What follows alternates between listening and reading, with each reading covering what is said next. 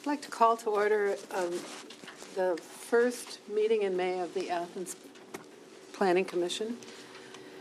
It's 12:13, and we're ready to administer the oath. Anybody wishing to speak, would you stand and raise your hand?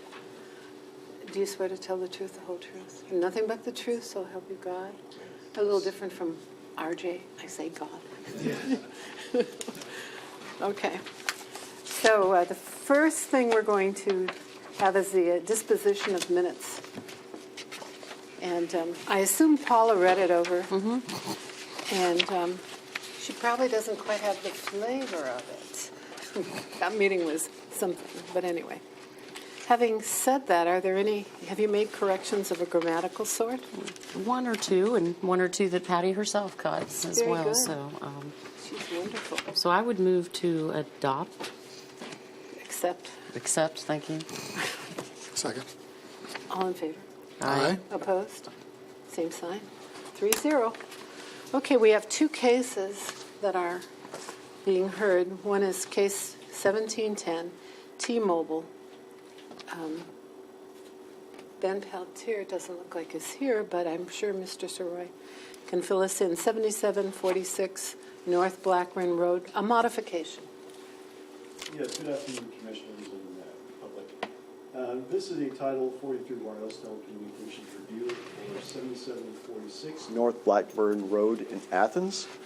This is a 300-foot self-supporting tower. The applicant plans on removing 6 panel antennas and replacing them with 6 new ones at the 270-foot level. Proper supporting documents were provided for the structural analysis of wind foundation requirements. After the review of the documents, it was determined that it met with code requirements under Title 43. Note, a similar modification request on the same tower at the 255-foot level by AT&T was submitted on July 7th, 2016, and was approved. The facts: the applicant is T-Mobile. The agent is Ben Pelletier. Property owner is Columbus and Southern Power Company, Ohio Electric, 1 Riverside Plaza, Columbus, Ohio. The tower owner is American Tower Corporation, LLC, 10 Presidential Way in Woburn, Massachusetts.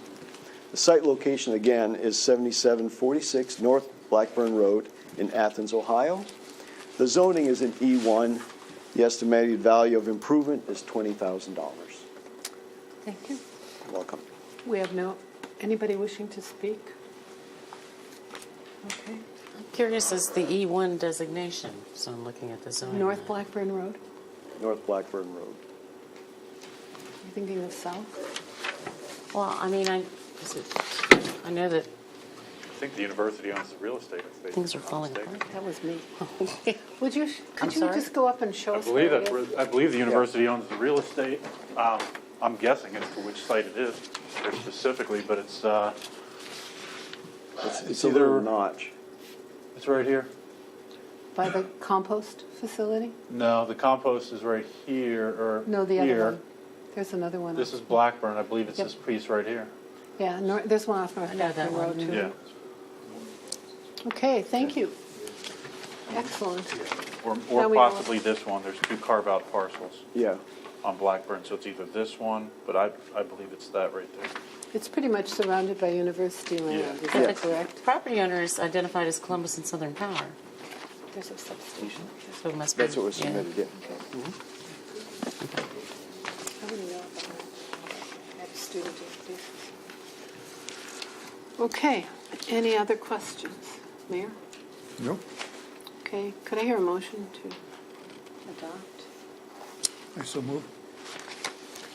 Second. All in favor? Aye. Aye. Opposed?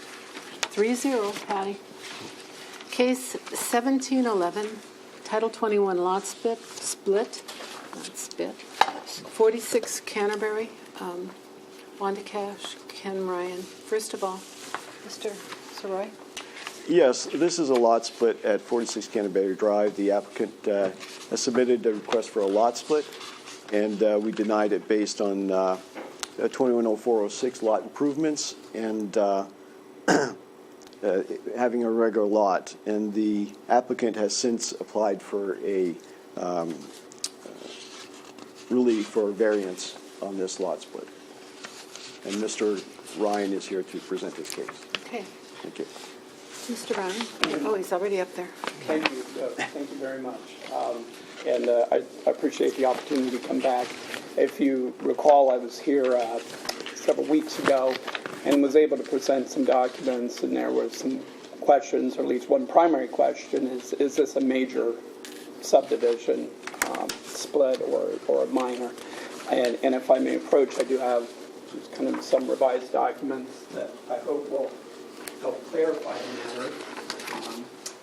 The packet I'm giving you has 3 exhibits. If you'll recall, the map that I provided at last meeting had one of the lines was not accurate, so I was able to correct that.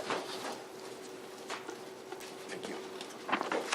I also printed out a screenshot from the GIS, a little bit larger for us to look at. Bad, right? So if you look at Exhibit A that was provided to you, that shows outlined in orange what the new lot would be. The split would be the triangular-shaped portion you see in the center of the map that is closest to Canterbury Drive. And it would be split off of the larger parcel there to the north where Miss Cash's residence is currently at 46.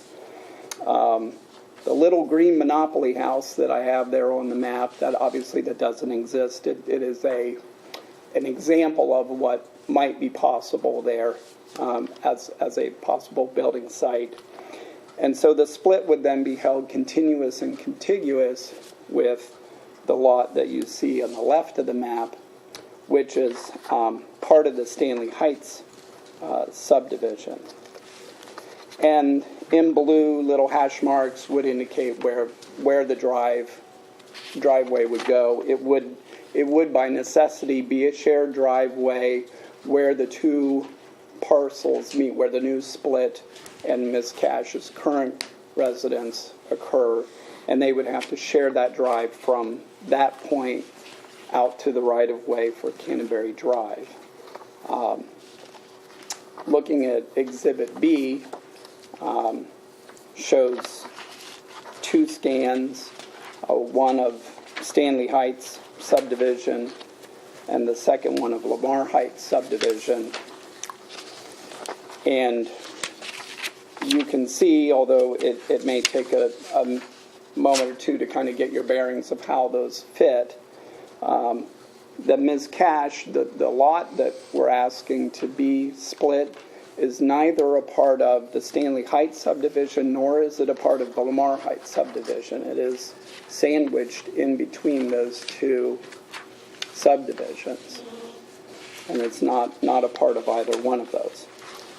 Obviously, the lot that would be held continuous and contiguous is part of the Stanley Heights subdivision, that being Lot 56. That was my question here. You're Okay. tying the Monopoly house to the Stanley Heights subdivision? The split from the donut hole, if you will, where Ms. Cash's house currently sits, that the larger parcel, the largest parcel she owns. Call it a donut hole because it's just surrounded on all sides by the 2 subdivisions.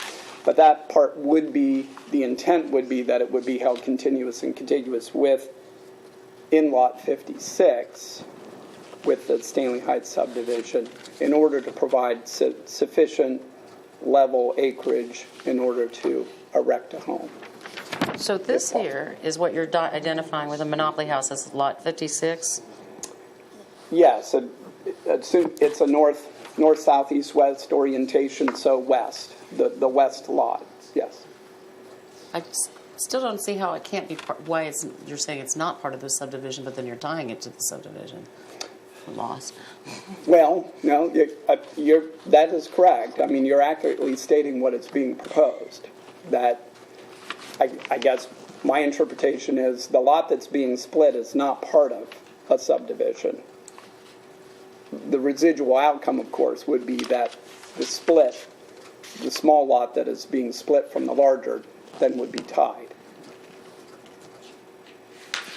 to that. There's no modification of lot 56 other than you're adding acreage to it. So it's true that the Monopoly House proposed sits on lot 56 of the Stanley Heights subdivision. That is an example. I suppose it would be possible, having not gone out to measure or to see what kind of distances would be necessary, if it's possible to build only on and locate a residence only on the split. I suppose that's possible. This is just, the little Monopoly House is just an example, just something to put it in a frame of reference of what's possible there. You are creating, so you're expanding the triangle of the Stanley Heights subdivision to go out here, correct? Well, that would be correct. Those two parcels would be connected, and and one of the other documents that I provided, Exhibit C, is the deed that would effectuate that connection. Parcel 1 identified in the quitclaim deed would be the new split if the variance is granted. So the new 0.0906 acre parcel, and that it would be held continuous and contiguous with lot 56 in Stanley Heights Edition. So I interrupted you. There it is. Driveway easement and maintenance agreement. Okay. Before you got through your presentation. Yes. And so right, that would be again in perpetuity and held so that it would be possible, no matter who may end up owning these in the future. Obviously, the immediate result would be Wanda would own both of them. If they were split, she would own the new split, and what she already owns, of course. She'd just be deeding it to herself to create the new division, if you will. And then as that moves forward, these documents would preserve the rights of any new future owners to have the same rights that Wanda has with herself, as it were.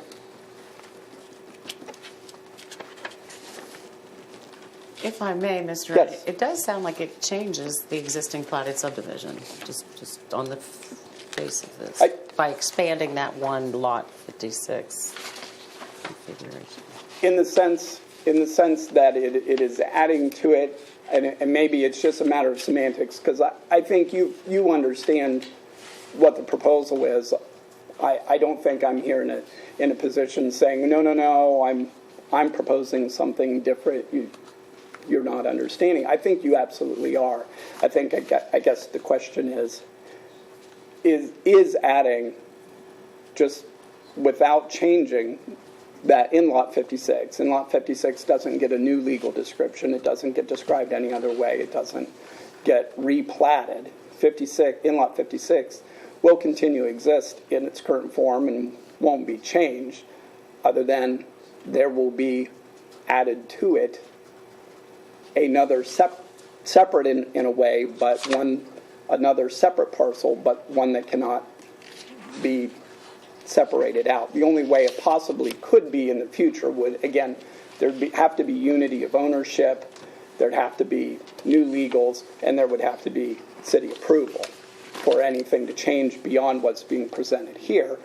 So, again, it may be semantics, but I'm saying in lot 56 is not really being changed. We're not moving any of those lines. We're not rededicating what in lot 56 would be, other than adding another parcel that is legally tied to it. Mm-hmm. So that would be the distinction that I'm drawing in this particular proposal.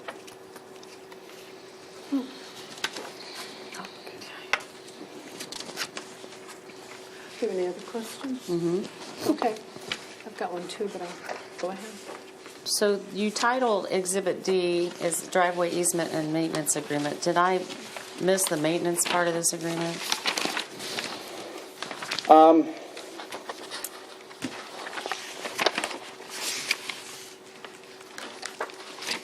No, in the sense that it's not specified in how it would be maintained.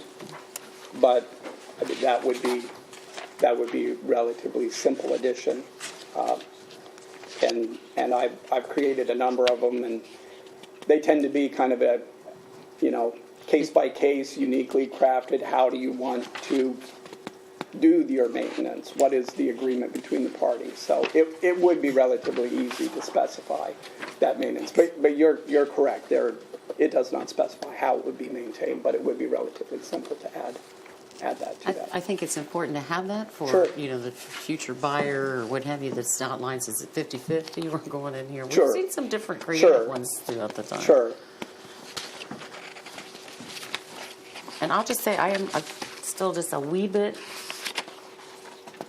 struggling with that, and what looks to be an enlargement of Lot 56. I hear what you're saying semantically. Yeah. Well, those lines still remain, but then we're adding this, which really, We'll just have 3 parts on the deed, won't they? I don't know.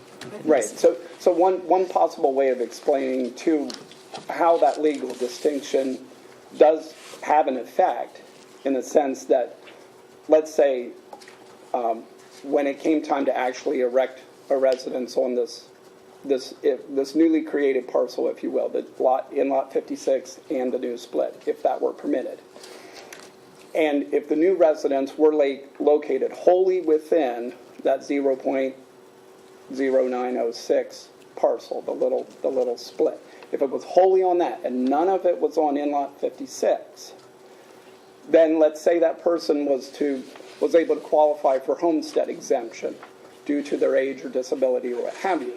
The auditor would only permit homestead exemption on that 0.0906 parcel.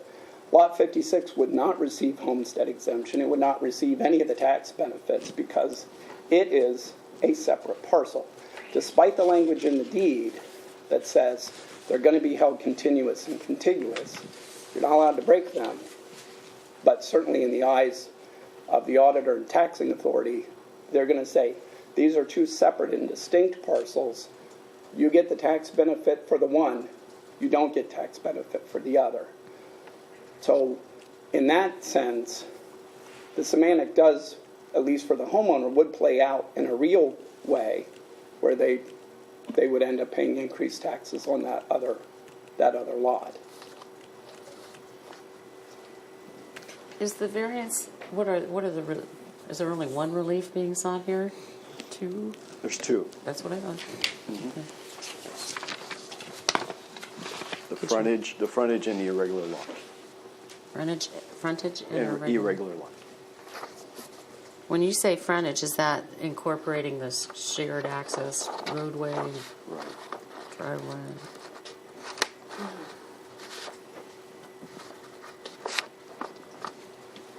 Yes. Mr. Ryan, while Mr. Sarai is walking up, I was wondering, Yes. why exactly did you choose that, the one we're talking about, that little protrusion? It's a city right-of-way right down there, right? It's platted? Mm-hmm. And does it in any way, on the south side, does it in any way intrude this transfer of city right-of-way? I don't know that I'm following exactly your Well, question. I'm maybe sorry. I can get up and walk around. I was really, I look at this and it's not, it doesn't, oh man, you have to say Captain May, I have Mother May. Is that city right-of-way there? Or where does it end? I'm going on what GIS Right, GIS has, maps, we and I know. Oh, believe that that's a it's mistake. So, well, but I mean, in the sense that while the location may not necessarily be the same, I do believe that the lines are accurate. And so that the right-of-way that you see here shows and stops here. So I believe that this little triangle part is owned by Wando, but without city right-of-way. Okay. That it ends where that line is. Do you recall, or has she shared with you, was this her land originally too? And this is awfully straight? I don't know that these were or not her land. That is a question I don't have the answer to, if she ever owned these. The deed that is referenced in the documents that I prepared is a deed that includes transfer of this large parcel, this tiny little frontage that creates the access out to the Canterbury right-of-way, and then these in-lots that are in Stanley. It's not uncommon, but I noticed that most of the shared driveways on the city right-of-way, right? Well, A good bit of it? in the sense that those are where the lot lines are, and where the asphalt ends. There isn't a whole lot more that can be done with that. Certainly. No, I mean, cost I'm just to that, wondering, yeah. I wanted to clarify that. Because And also the proposal shows that the driveway would go through that. It may, only It the looks survey like her would driveway, show yeah. whether it actually is, whether there's any current encroachment, but the proposal would be that any encroachment would be rectified and corrected so that it's contained within that parcel that she owns. Yeah, my picky question is really based upon a observation that there's a lot of land here and there's a lot of land there, and I just would like to know that I'm not doing something I would be sorry for in the future. I don't know. You understand From where I'm Wanda's- coming from? Right. Yeah, from Wanda's perspective, okay. From my Access perspective, is an I want- issue here, and topography is an issue here. It's a lot steeper. She would have to develop that right-of-way, get permission to develop the right-of-way to create additional usage of those. Continue lots. Hickory. It- Hickory ends halfway, just stops. And the review right now is that it's just not practical to do that. It's so steep. Yeah. So, you've mentioned this already, I imagine, I may not have been listening. There's no issue here with Lamar Heights subdivision. Correct. Yeah, we're not touching anything in Lamar. The issue that was raised about the subdivisions was a question at our last gathering. I did not have the information to give you an answer to, and so after I reviewed the plats, that's when I realized that the part that we're discovering again is kind of that donut hole between the two subdivisions that encompass her lot. Sure.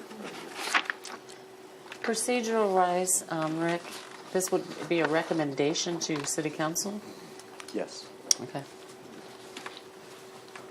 I know this is just, you put the Monopoly House on here just to give us a sense as Just to a what, sample, yes. but I'm looking at it, is it with intent that it's by and large on lot 56? Or No. after this, it could go anywhere as long as it's meeting setbacks? I was choosing an area that seemed kind of the most logical, right. It had the largest area around it.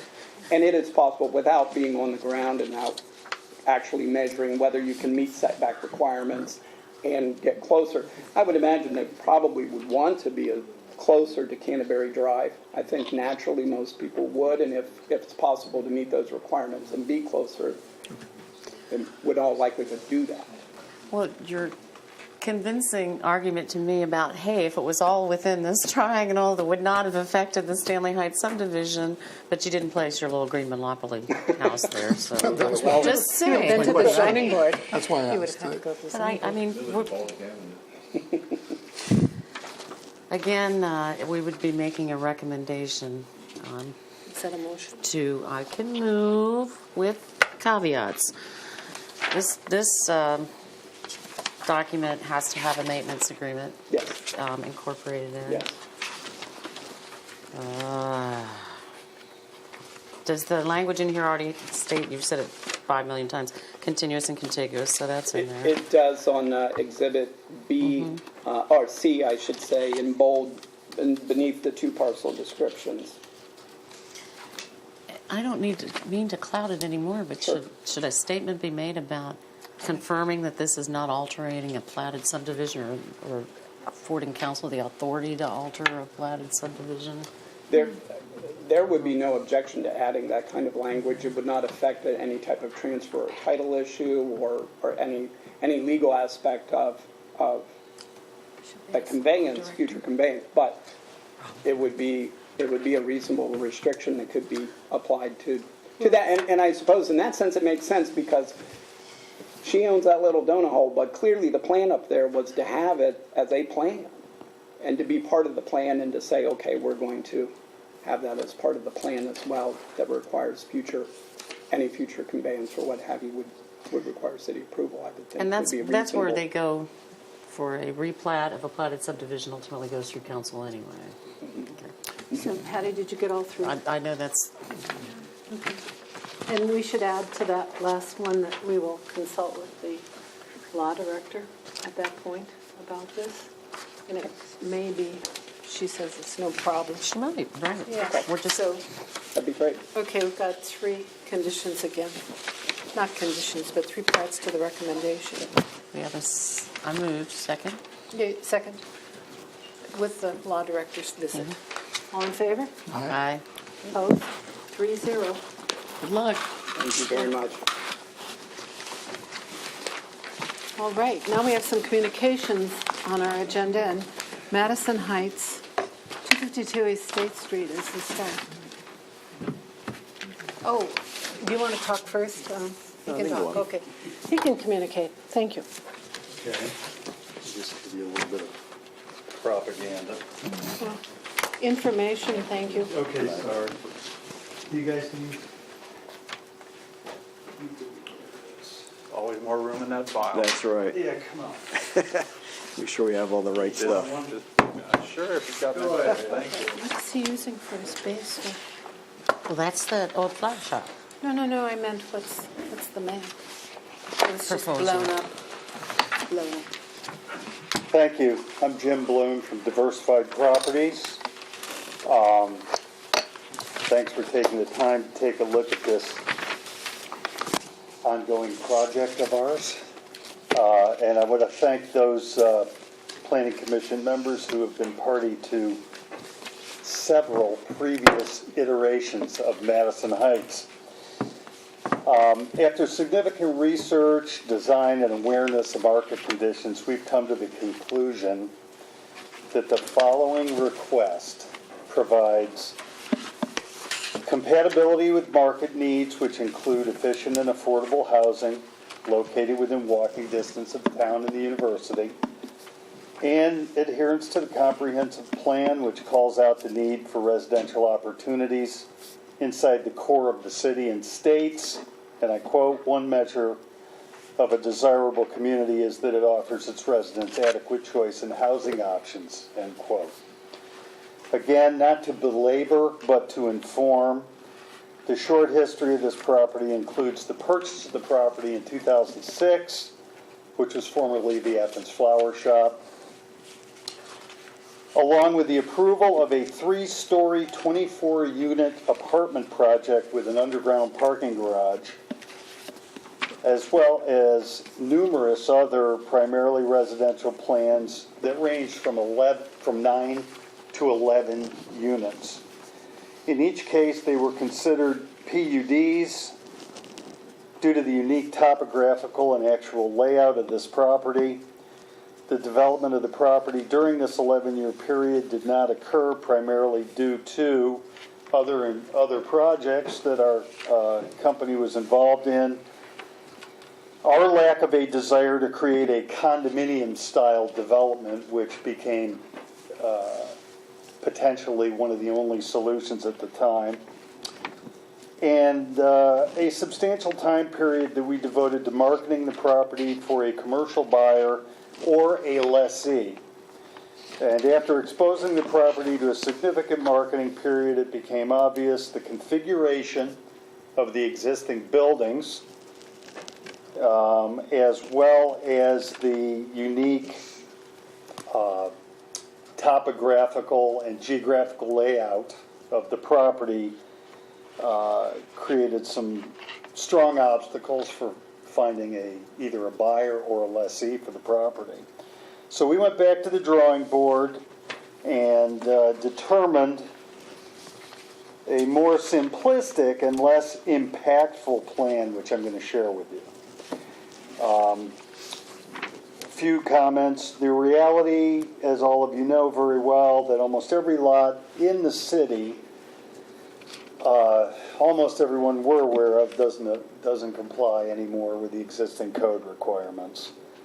The uniqueness of this lot configuration and location require a creative approach for housing development.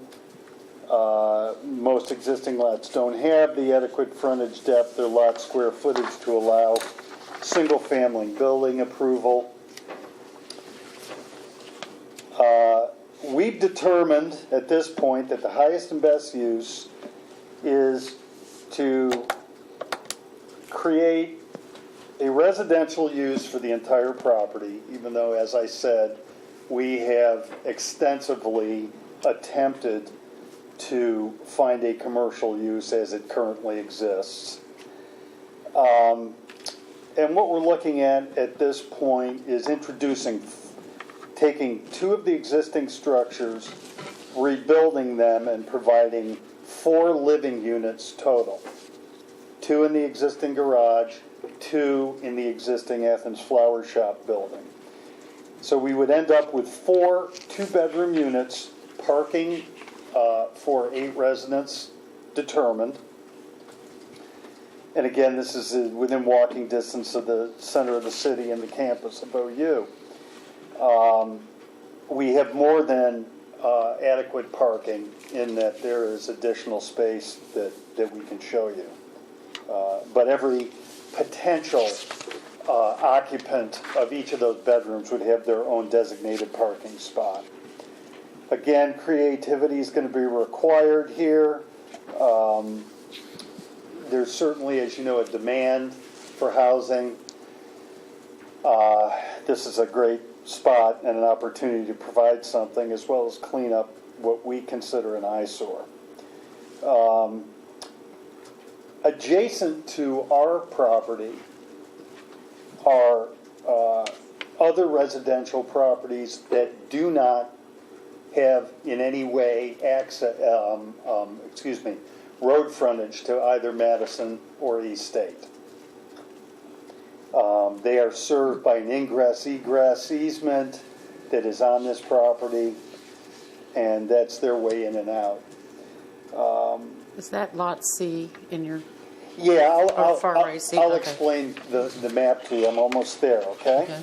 Okay. Again, another comment for those of you who have been party to the history of this.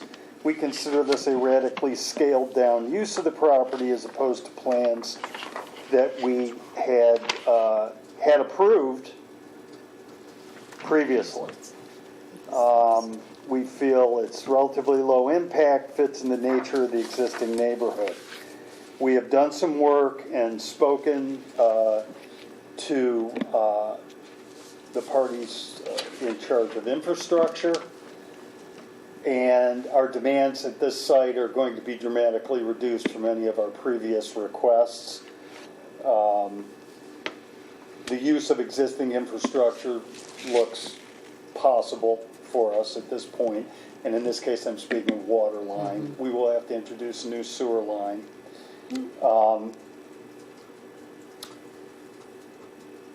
Again, not to belabor this, we had marketed the property and attempted to lease it on a commercial level. We understood that, the loss of a commercial location was, potentially a negative, so we made that attempt. It was just, didn't come to fruition. Most parties that looked at the property felt it was beyond their capacity to provide the leasehold improvements it would take to turn it into a viable commercial spot. But more important, the configuration and the parking issues really were the negative for anybody on a commercial level there.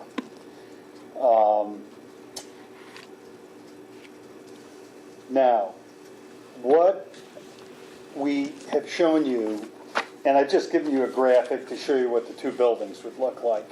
The garage that currently exists.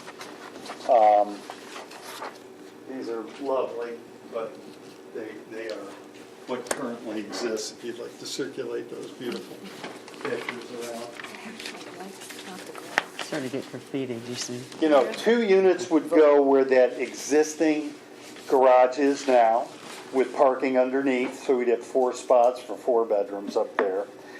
And then I'm going to talk about that map so it makes sense to you. And we'd have our parking for what is now the Flower Shop building, which will have proposed a 2-bedroom unit down and a 2-bedroom unit up.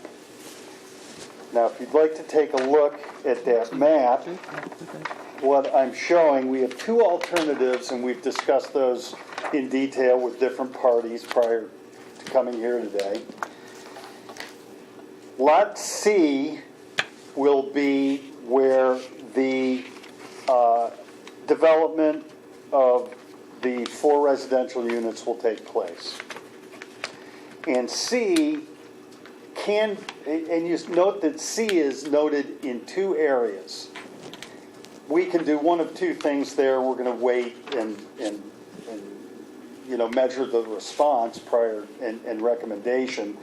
Those can be attached by easement, or those could literally be, we could survey a corridor to attach them directly to make them one physical parcel. But the far right location is where there is a current parking lot that has currently 6 spots in it.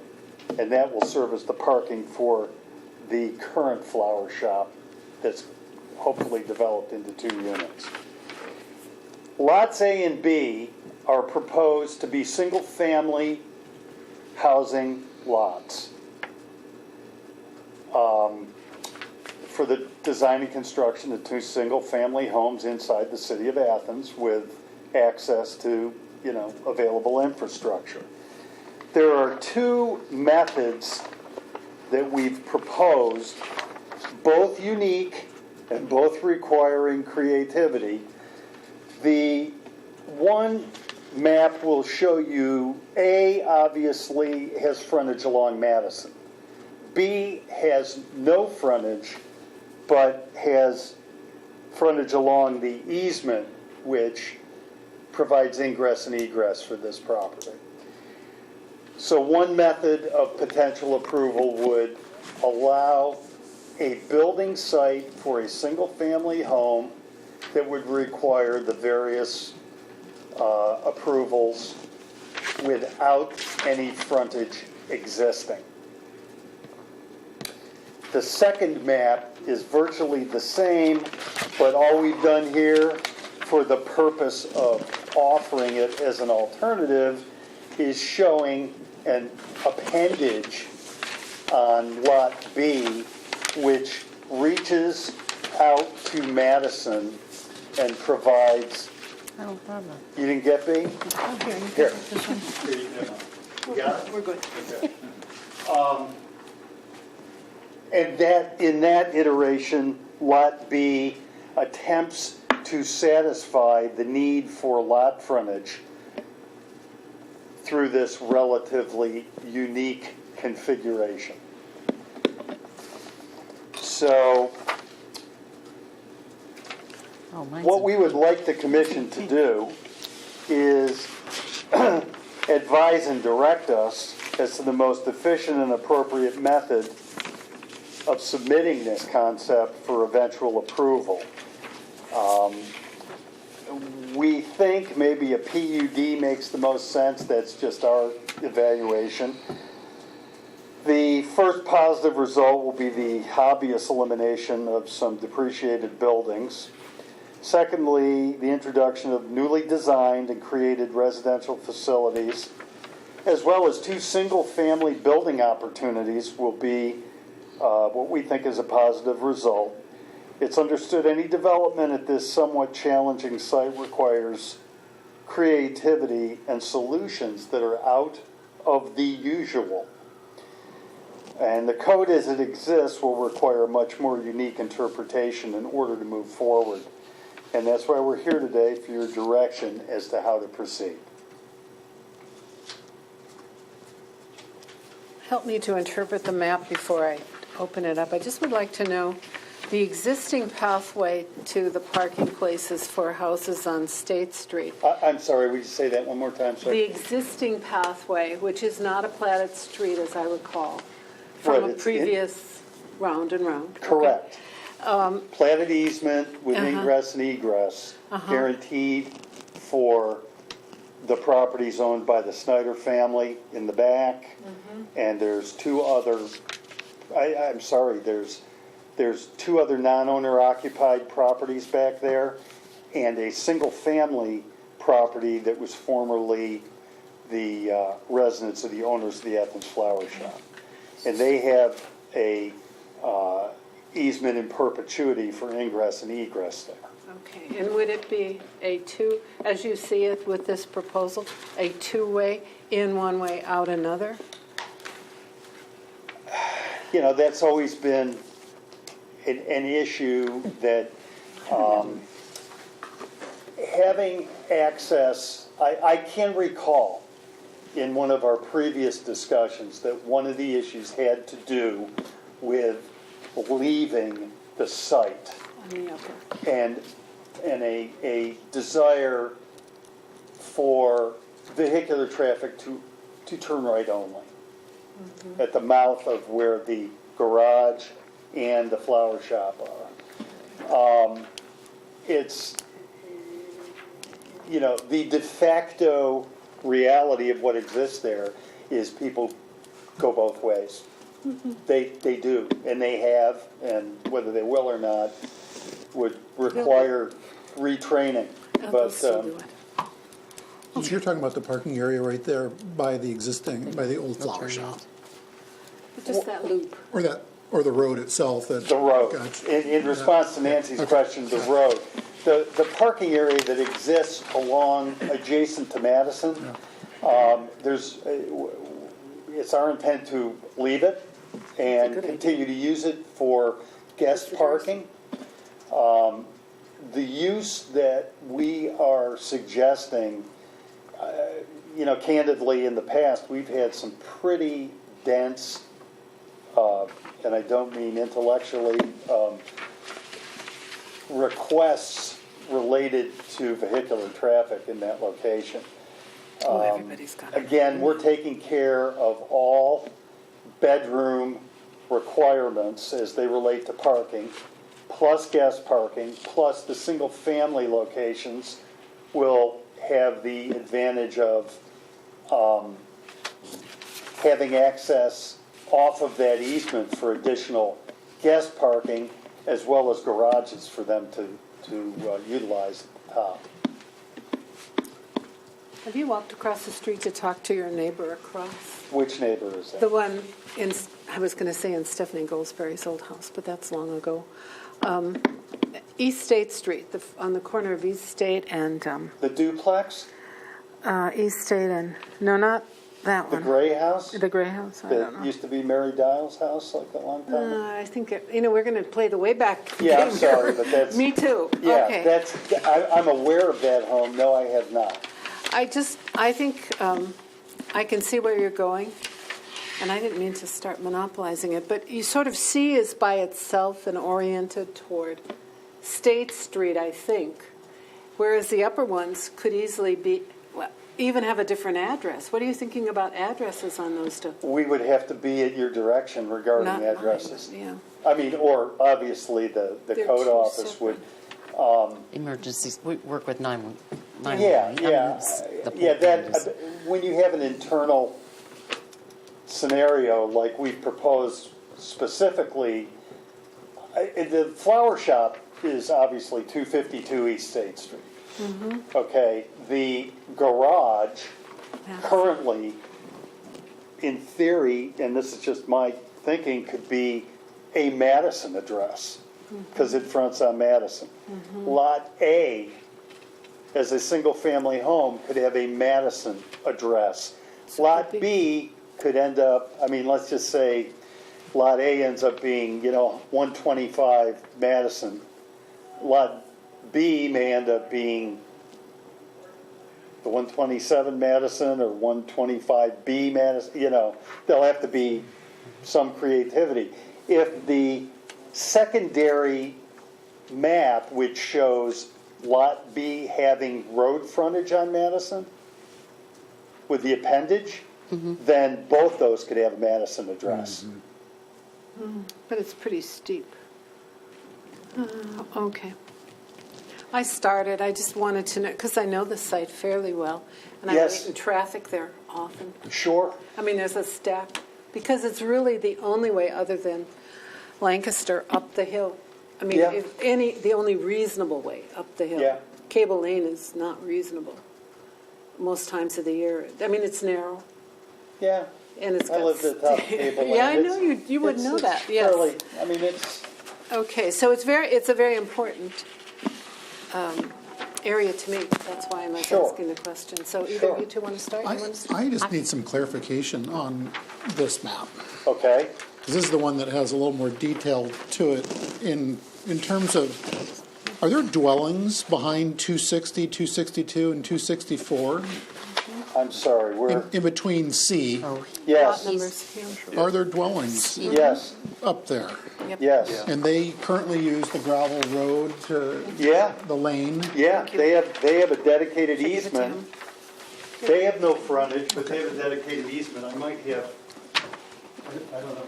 Here, I can see them on the GIS. Yeah, it's in your package. Is it? Yeah, there's the easement language. No, the easement language is there. These are, let me see if these do that. Yeah, there they are. Yeah. Oh, you got them? Yeah. Oh, okay. Very good. So, yeah, those have existed, and like I say, one is a single-family property, which is the former residence. And the other properties, to the best of my knowledge, are non-owner occupied that exist back there. Yeah. You know, as you may recall, in the past, what we had conceptualized was taking that back area where we have Lot A and Lot B and actually doing something of a more significant nature, which was as many as 5 units, a double and a triple. You know, and Nancy, I don't know if you recall in detail because we've had so many iterations, but that was just, again, a more infrastructure heavy scenario. We had actually talked about providing an easement to the city and putting all new sewer service in through there. It required really a condominium concept, and at the time we were doing that, candidly, the financing in the condominium world was becoming a problem, so we terminated our interest in that type. You know, we'd like to do something on the site. We recognize it's we don't want to go up there and just tear down the buildings, because obviously once that happens, we're in a different situation than we are right now. With the units having their own parking and having 2 sites, obviously we're in the business of, providing home sites as well as, my business partners designing and constructing new homes, that this is something that is virtually impossible to find inside the city of Athens if somebody wants to build a new home. So this would be an opportunity for 2 homes to exist there. The business, and is this really where the line is on the zone that you have on this B1 and R1? We have to think back when they were zoning and creating the zoning map. Oh, there's a business there, so we're going to zone that business. As you can see, it's surrounded by R1. Right. And frankly, Larry Conrath or whoever, that's an R1, and so would all of the other, what used to be the You mean video LCR? and what, according to this map, Yeah, or at least where you drew this line. yeah. So, I do not know though what the best method is. This a mini subdivision? Is it a planned Well, I unit mean, development? originally, and I don't want to recount the history because it's excruciating, but the first, when we bought the property, we went through the BZA, and they approved, which quite candidly was shocking to us, a 3-story, 24-unit apartment building with an underground garage. Do And it now. I think I have a picture still, or Bruce does, of 3 of us in awe that that was approved. And the reality of constructing that facility on that site was incredibly challenging. So shortly after it was approved and we basked in the glow of our approval, we terminated that as an option. I mean, there's no other way to put it into words. It is an incredibly challenging piece of property in an absolutely ideal location in the city for residential housing. And I would add that A and B are wonderful pieces for a single-family house, without a doubt. But I'd like to have you tell me what you're going to do about that Madison problem that I see on it. Which where your Madison? A kind of slops over, or is it just the map? Where It A looks- flops over to, On Madison, covers it a little bit. And C is okay. You see? where A is across the road, you mean? Yeah. Oh, that's the width of that's magic the width of marker? a marker. Oh, okay. This is for display purposes only. I was worried that you were taking. Yeah, we're going to actually put a fence Take right in the middle. Madison, put a toll road in. Actually, the pin's in the road. Well, I live on the 143 in a different county, and they tell me I own half of that, and the state, of course, doesn't recognize that at all. So. Make it your driveway. Right. Yeah, There's a lot of that throughout the state. We're going to rent that back. We're going to rent that back. what about that strip that goes between 260 and 258 of land? Nothing's happening there. I can't Oh, are you believe- talking about the piece that goes over to Marietta? No, I'm talking about the one that from the flower shop. Oh, 258 between the flower shop. You didn't You buy mean it? this here? Yeah. Right over No? here. No, see his borders over there. That one right there. Can I look at what you're looking at? You know what? so that- I can see on this map. I can see the the connector. That belongs to the property owners, right? That belongs to the Kuntzes who Okay. purchased that property. Okay. And when Jim Sands and David Ratliff sold that property to them, They sold it. they included that. And if I'm not mistaken, they included a small, Rick may be more familiar with this than anybody, they included a small cutout here so they could do some retention and have an area to back up because their garage was Parking tight. was an issue, yeah. There you go, thank you. Okay, I didn't see it on So this. they bought that piece to add to the sanctity of their single-family residence there. Okay. Yeah, it's, it's obviously a, So a PUD, it would need the variance in terms of size.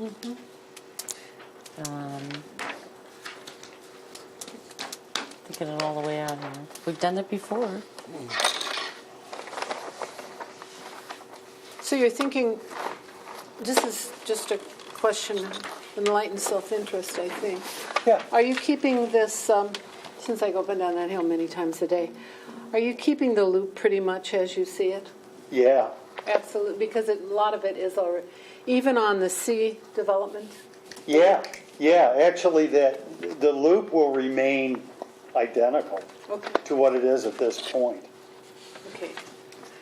You Yeah, can there's see no it. need- I mean, we have- Sometimes you see it, sometimes you don't. We have to work, I mean, that's a reality that, if there was any, if there was any other way to reconfigure that, either we would have attempted to or even attempted to think about it, but due to the fact that those additional adjacent property owners have an ingress egress there, we really don't have the capacity to do that. So that's, And this becomes parking. and C is a parking lot. C is It's currently a existing, parking yeah. lot.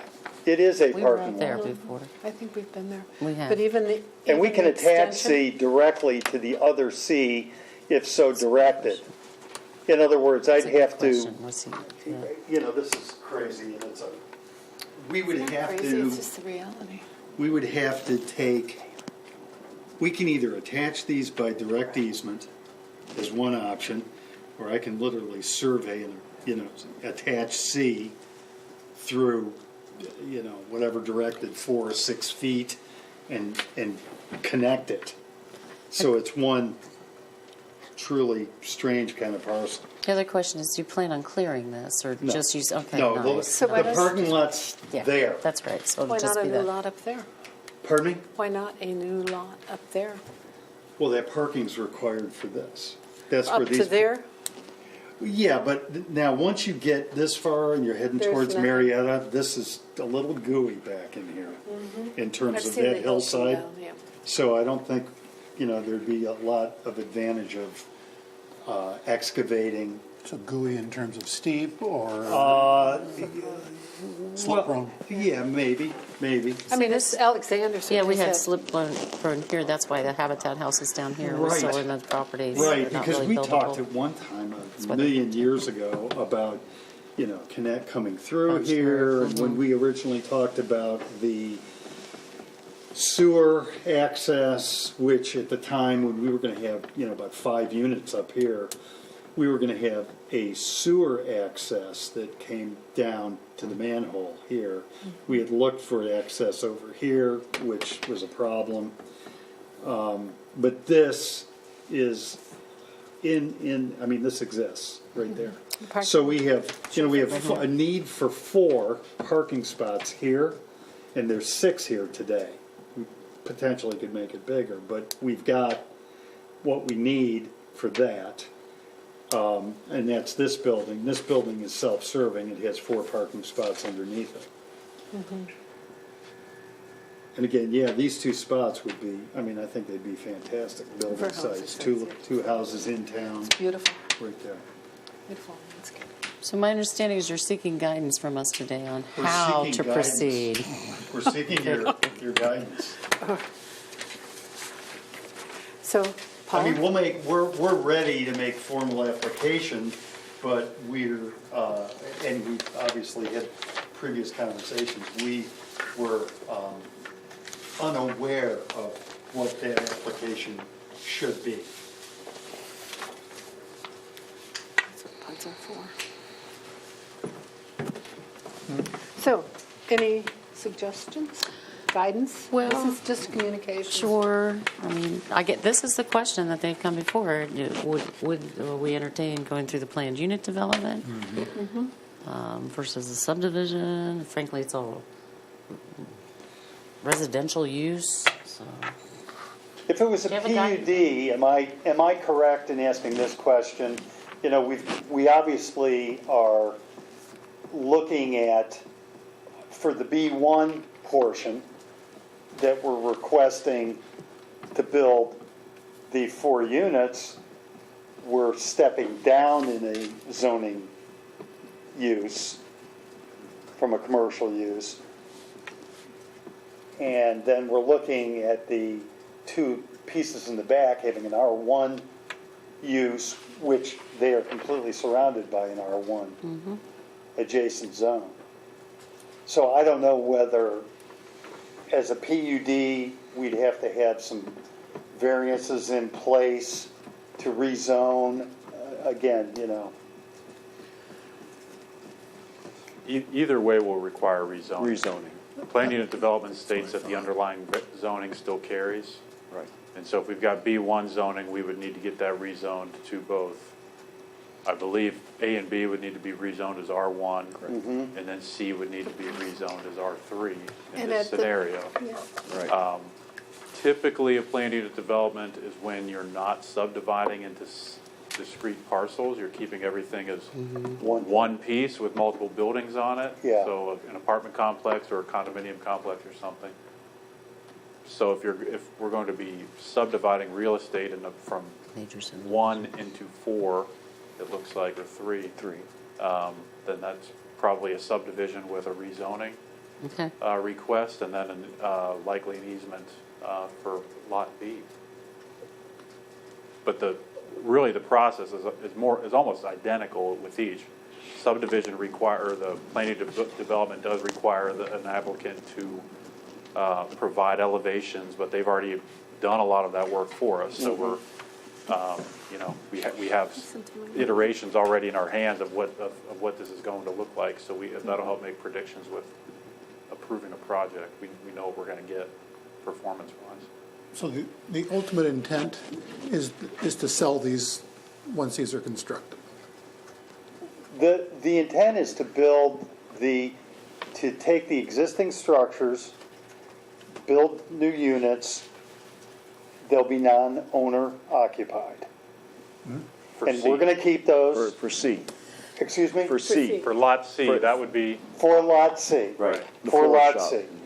A and B will be, once created, lots, for starters, they'd probably be what we would consider lots in inventory. And when we would be, once they're platted and we have a legal description, we would probably keep those lots in our inventory with the desire that we do a design build with somebody. If they were platted lots and we even determined we were not doing that, and they were fee simple at that point, they could be sold. They're definitely I'm just different. hearing differences between, as you've mentioned, Mr. Logue, is that these are, a PUD is one parcel, With many, a subdivision is 3 parcels, and I'm hearing 3 parcels, I believe, in what you just described. three pieces.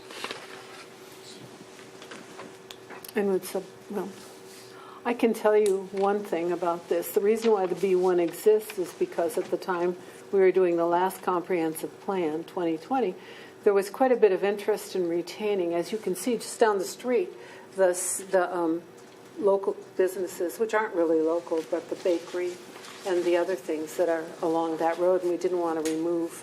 There was a lot of pressure not to remove B1. In this case, I think it's a perfectly okay. Yeah, we entertained that, and, I will say anecdotally, I got close with one party. It was a food business, and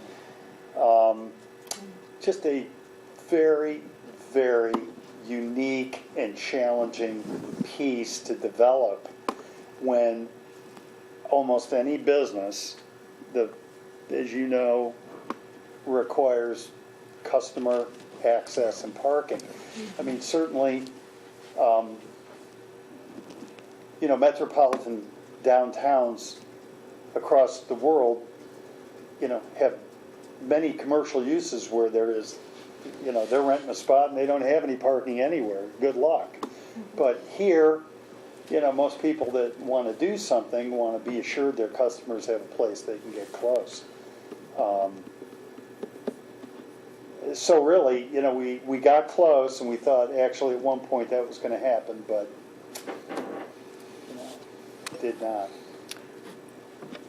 So the landlocked question is certainly one for B, isn't it? Unless Yes.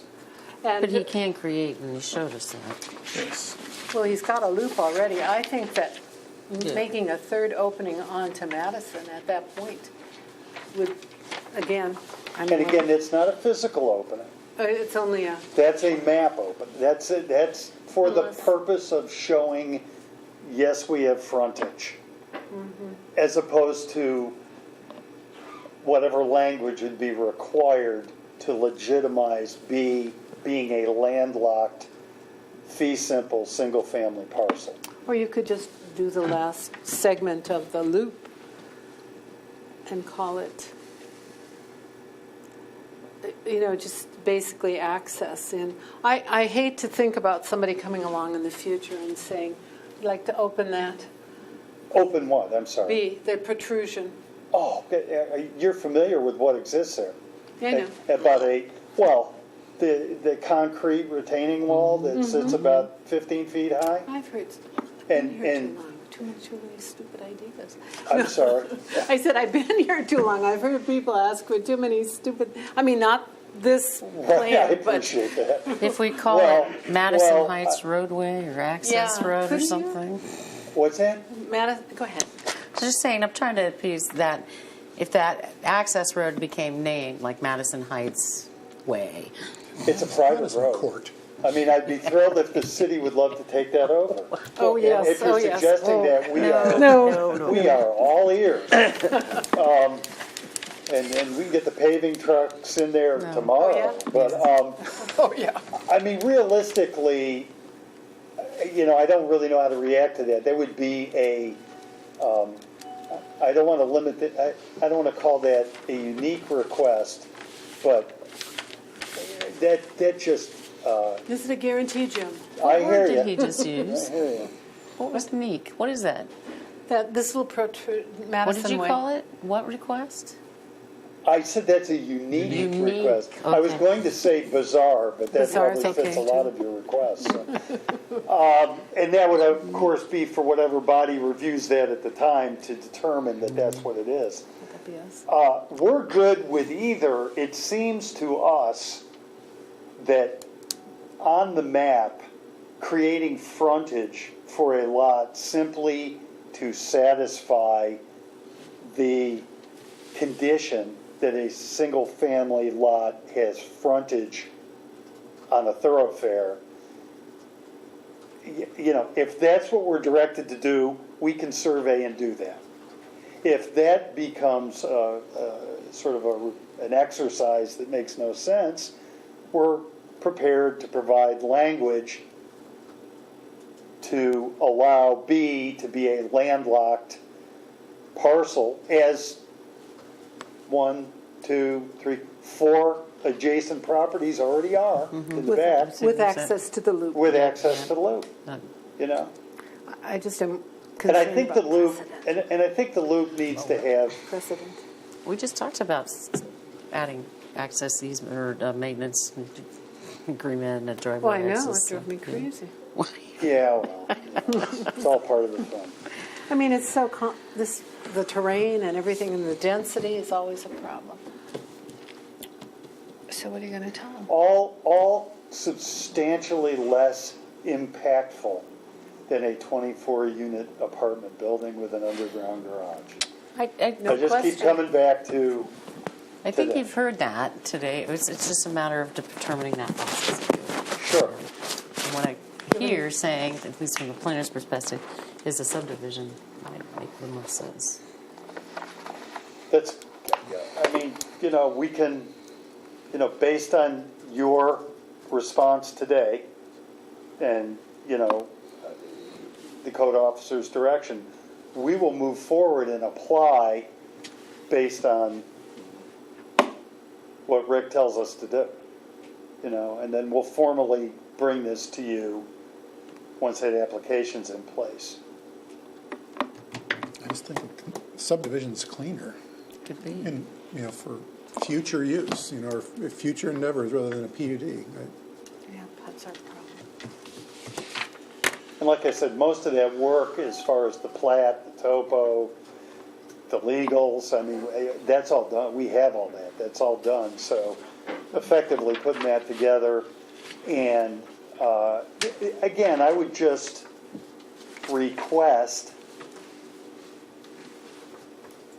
prior to us formalizing that application, if the commission had an opinion as to how we treat Lot B. I mean, I'd like to provide an application that is in concert with what seems to be, There's a big old wall there. Yeah, I I just, hear you. But it's just, I look at the grade here and I look at the wall. but just think of all the rancor that develop with neighbors. So are you saying you'd like to come back under communications again? to no, determine what no, we- I'm not saying that, but thank you for Oh, that would asking. be nice. I mean, we enjoy communicating, but we kind of like to get the ball But rolling. as you know, we can't deliberate, but this is just a communication. Okay. Yeah. Should I have that discussion with the code officer regarding our application? That'd be great. That's what we'll Put it do. on the erasable bond. Okay. All right. Thanks for your time. Thank you. Thank you. Okay. Anybody else a question? Okay, the next communication is Horvath Communications Fair Tower update. Yes, I apologize. This is just an update as to what Horvath is doing. He just sent me an email, and I just meant, shorten it. In here? They sent me an email and saying that they will be coming at the May 18th meeting,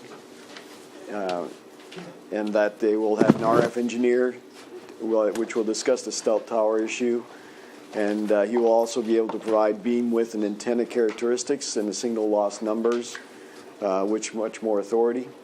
He also, another note, he said the dog... I'm sorry. Could you repeat that? The last sentence. I'll slow down. He will bring a RF, radio frequency engineer, to address the stealth capability of an antenna, and you had addressed that in the previous discussion. And he said he will discuss that if you bring it up again. He will also be able to provide the beam width, antenna characteristics, and the signal loss numbers, which much more authority than what Mr.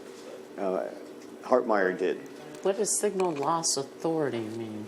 That's because of the design of the tower, where its placement is, and the height.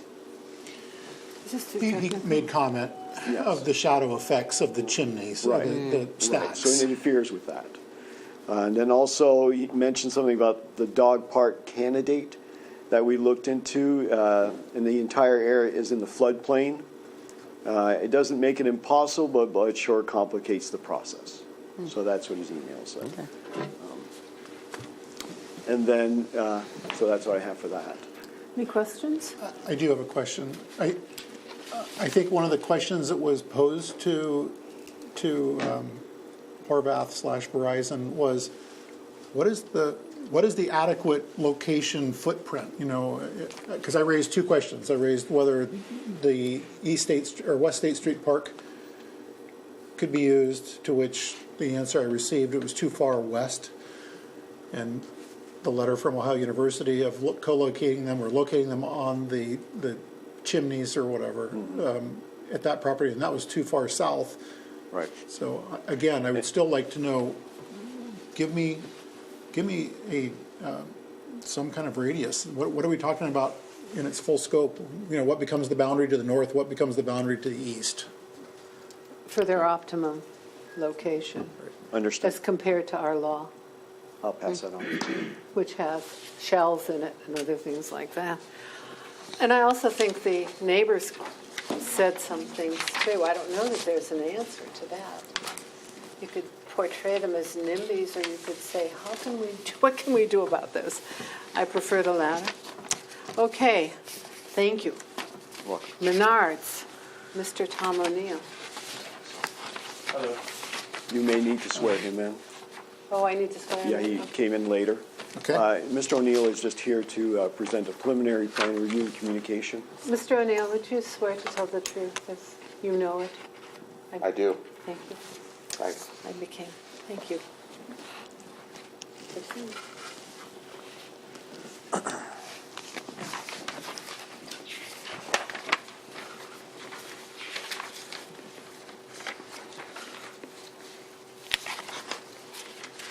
Do you have anything you want to say, Mr. Soroy? No. Okay, this is his show then. Okay.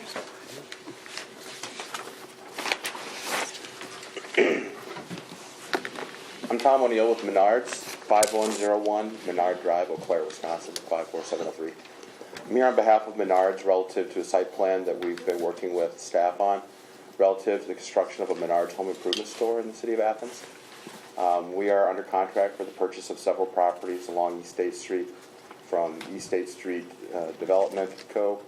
and Ed Renzelli to combine those for purposes of redeveloping those properties as a Menards home improvement store with an ancillary outlot. I'm not sure, since this is a communication, I'm not sure what information you folks have available to you as far as plans. Do you have a site plan available?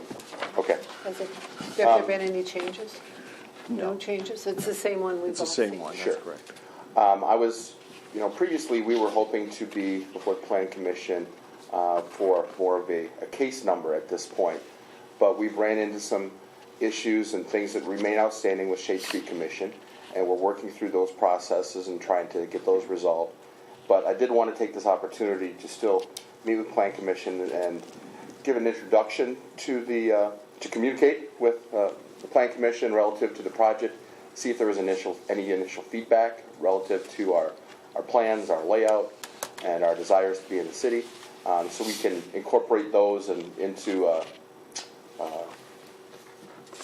bilateral process where both communications from Plan Commission and input from the Shade Tree Commission is being received, and any plan changes being made all at once. From a big picture perspective, Menards, not exactly sure how familiar you folks would be with our use. Our nearest store to date would be in Lancaster. I've seen it. I've not been in. I'm sorry. Sure, that's fine.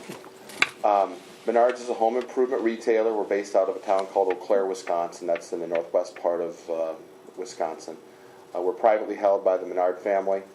We have about 300 stores in about 14 states. The stores, our retail operations, got its origins building pole buildings in the mid-50s. And so a lot of what we incorporate into our stores today is a product of our history, and that's a very heavy emphasis on building materials supply, and a much more expansive lumberyard concept than one of our competitors is Lowe's, which is in the market, but our lumberyards are significantly larger than what they would have at their location in the city of Athens. So that is one thing that we use to distinguish ourselves. Our stores are also larger than what a Lowe's or Home Depot would be. We try to keep a broader selection of products. We try to keep a less warehousey feel.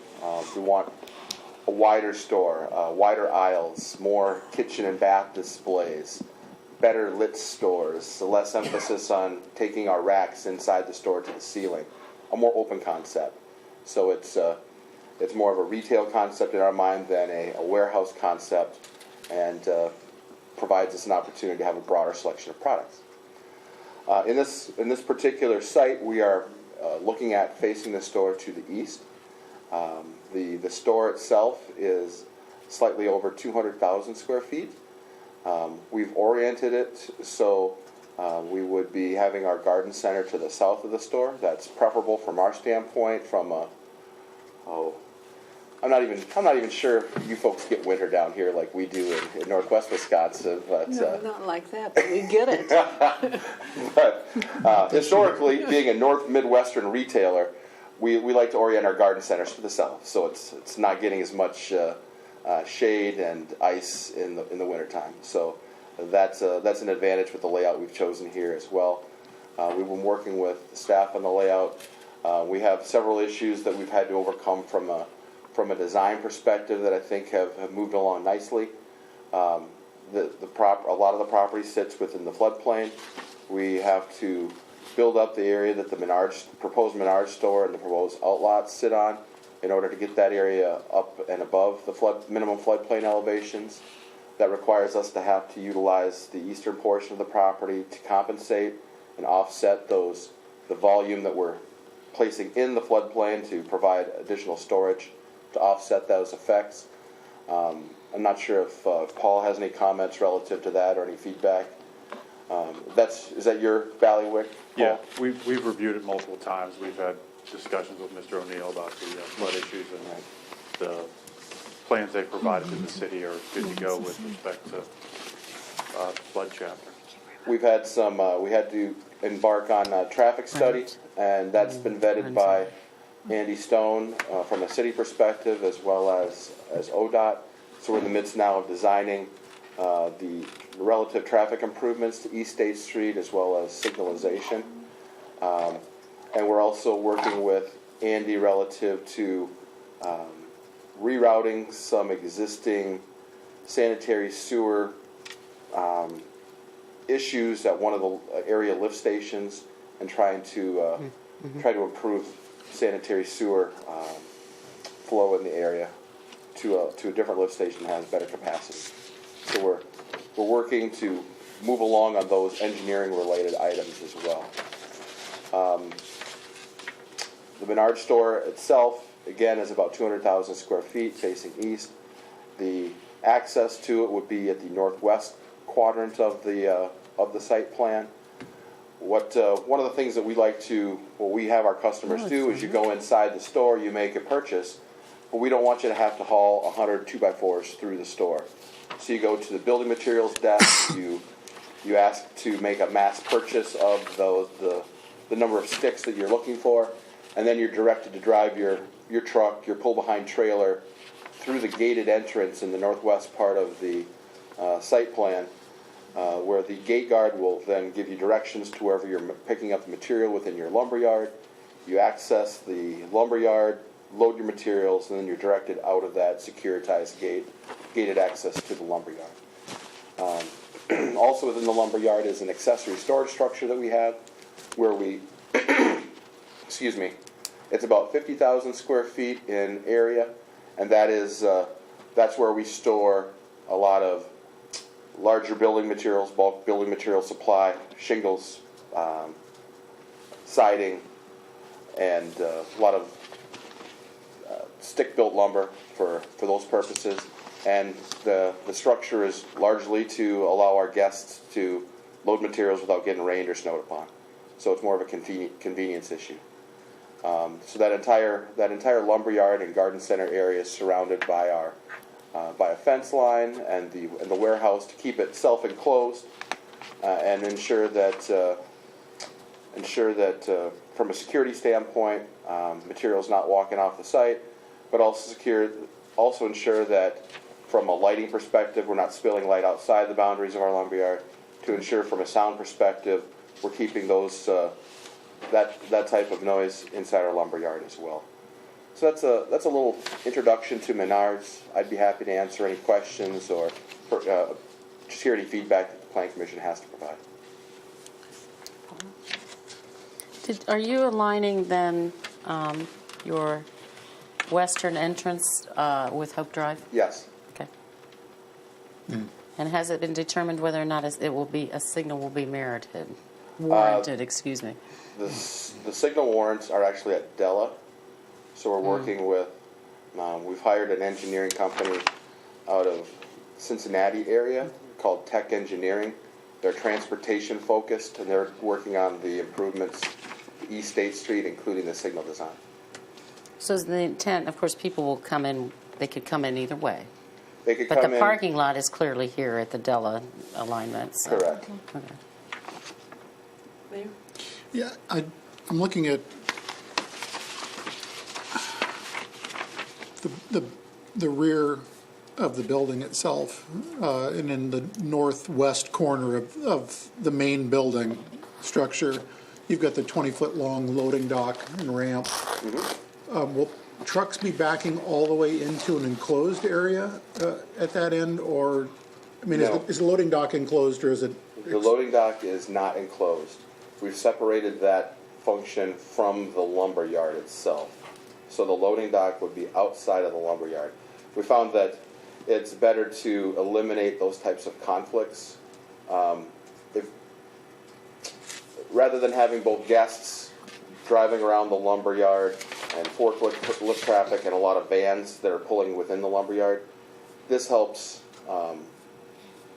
lessen any potential conflicts both on a vehicular pedestrian basis as well as guest and team member basis, just reducing possibilities for accidents by separating that.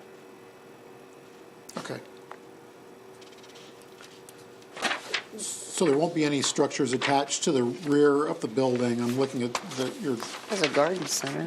Is that attached? Well, the rear actually faces east. The front, Oh, I as you forgot. We're doing indicated, this, faces right? Okay. west. I see what you're saying. Repeat that? The main entrance to the store itself, to the Menards, the entrance faces east. Am I Yes. right? Because north of that is East State Street, south is 50 and the river. So the backside is west and faces down, sort of, down East State Street. So I was just curious as to whether there's going to be things that get stored back there or piled up back there Sure. I'm talking about back here. You know, here's the lumberyard area. I So know, but we're not too happy about that. I know, but it's better than on the river. we have two structures that we construct as part of a Menard store build out. We have our principal building, which is the Menard store itself, and this is an attached overhang for our garden center. So this area is not heated. It's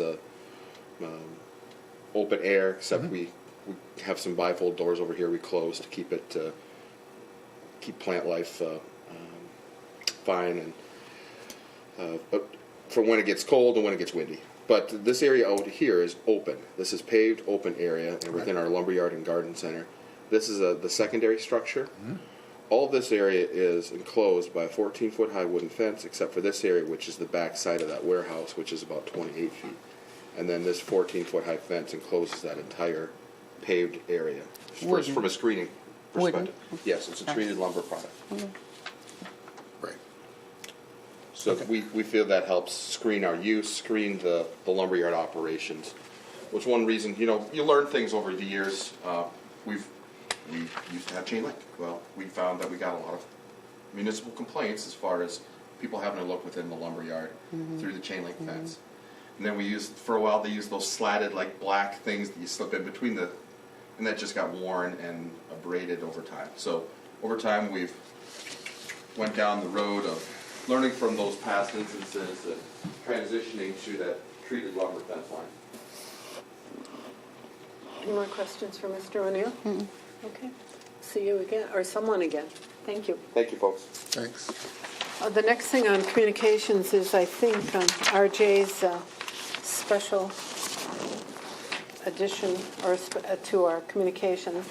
I talked with him. I was walking my dogs in Briarwood, and I think that we should put a limit on opportunity for citizens to speak, not because of First Amendment, but to say, if you're going to say it, especially if it becomes ad hominem. He said 5 minutes, so I think next time when we have the full complement here, we could review that. And voting too, as well. Right. I shared just from the Planning Commissioner Journal on planning commissions this feature article. The law director has stated that it's best if we actually adopt them. So I would call this homework for people to look through and everybody will be Christy here. and RJ. Yep. Okay. Thank you. Okay, and because I think all of us left here last time feeling really rotten.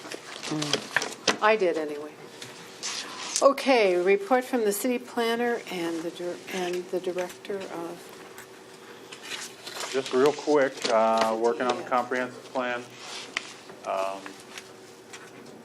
couple weeks I'll be attending the Central Ohio Planning and Zoning Workshop in Columbus. My intern, Richard Linscott, will also be attending. That's it. Thank you. You have an enlightening meeting. I hope. Mr. Sarai. I really not much to report. As far as Menard's concerned, it looks like the next Planning Commission meeting that they will be at will be the June meeting once we get recommendations from the shade tree. So Okay. that's where we're at.